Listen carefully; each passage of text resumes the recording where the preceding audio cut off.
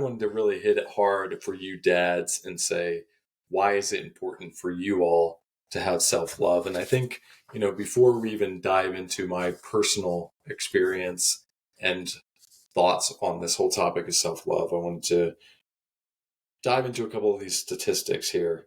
So, men's mental health, according to statistics from the World Health Organization, men are less likely than women to seek mental health treatment, often due to social expectations, reinforcing the importance of self love and preventative tools. Also, on here, when you're doing those kind of activities that are associated with the blog, um, fathers and children bonding, according to a study in child psychology. This study found that there is a high level of engagement from fathers with their kids at an early age can lead to fewer behavioral problems later in that child's life. So those are a couple things. Also, there's 3.63% higher rate in suicide for men due to the lack of their ability to seek mental health and take care of their emotional and well-being. So that's why we're talking today about self-love and the importance of it. If you would have asked me this a while ago before I started diving in, what does it mean to have self-love? I would have said, I have no freaking idea.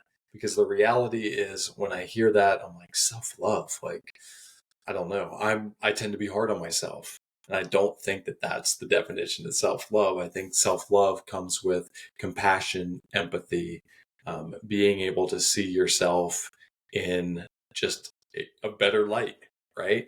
So that really was hard for me to process, not only as a dad, but just as an individual. So I was like, how do I teach my kids about self-love when I'm struggling myself? And there was a couple things. One, I think as adults, we're a lot harder on ourselves. We've been through more, life has kicked us a few more times. We've had our ups and downs. And so trying to figure out how to incorporate this self-love process is difficult because you read one article and it says self-love is taking time for yourself, going on some kind of retreat or doing long meditation sessions or going to the gym. And let's be honest, some of those things are hard to squeeze into your schedule if you're working a ton and you got your family and you're trying to balance that and your kids have activities and school and all these things. It's very challenging to really figure out how this all ties back into itself. So when it comes to me, I was viewing it from that standpoint. Okay, you have all these things that they say is a good example of self-love, and it's not really working for me. I do enjoy going to the gym. I do that for my mental health because I know, one, when I do, I feel better. When I feel better, I show up more. When I show up more, it keeps going back, right? Those endorphins, all of that are raised up.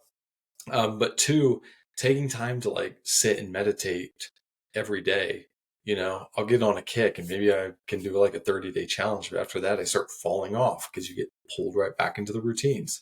So those things that I thought were definitions of self-love, and they are in their own right, are a little different now than what I think self-love is. Self-love to me is showing up sometimes and doing the hard thing, or showing up for my family when I'm tired, and also just showing up for myself daily. I do a gratitude practice every single morning or evening where I write down 10 things I'm grateful for, and at first I didn't want to do it. And there's some days I don't want to do it, but self-love is doing it anyway, knowing that it's going to benefit me down the road. So sometimes that's self-love, is that discipline and that structure. That's a form of self-love, right? The blog article talking about creating this activity that fosters self-love in children, one of the important things when fostering these kind of emotional or behavioral changes in kids, a lot of times you have to bring in fun. I don't know where along the process as adults we decided having fun wasn't a good way to learn, and everything has to be regimented and strict and hardcore and lessons learned and anyway, it gets daunting, right? So you have to make a fun activity. So this is where I say go find any like scratch paper or paper, you can. If you have colored paper, awesome. If you have pens, crayons, colored pencils, markers, get them out. If you got glitter, get it out. If you have access to a smartphone or a device, a recording device, get that out, because you don't know how your kids are going to show up in this activity.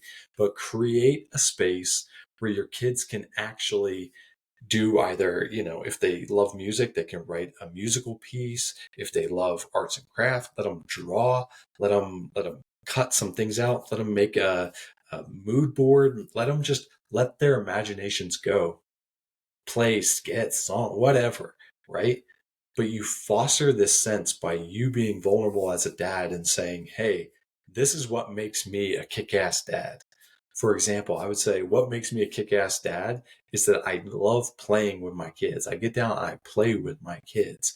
When I dedicate time to shutting off the phone and I'm just there with my kids, right? Not every day, but when I'm there, man, the world just opens up, right? And so, like, these things make me a kick-ass dad. I'm constantly thinking about ways of improving to be a better version of myself, to show up for them. And then I share that with them, and then they start saying, well, what makes me a kick-ass kid? Obviously, look, this is my phrase. You don't have to swear, whatever, for the kids, whatever makes you feel good. But like, what makes them amazing, cool? And they might be like, well, I'm really good at soccer, or I'm really good at art, or, I'm really funny, or I'm very smart. And start allowing them to document this in whatever way they want, in a creative way. And then post that thing somewhere where you all see it, and like point it out, like cheer them on. A lot of times we just focus so much attention on the things that we cannot do and less on the things that we're just great at.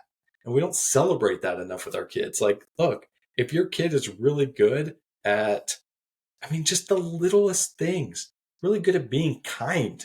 That's a huge thing, but like really good at saying like thank you and, please, and just has good manners. Like, elevate that up, make them feel like they're a superhero, because they're looking at you, dad, like you're a superhero. It's time that we look at them the same way, right?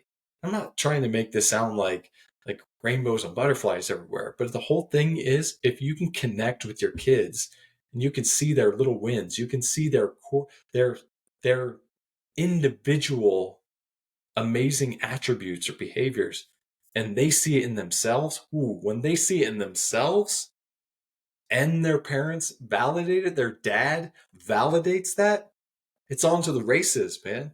They're not going to question that belief.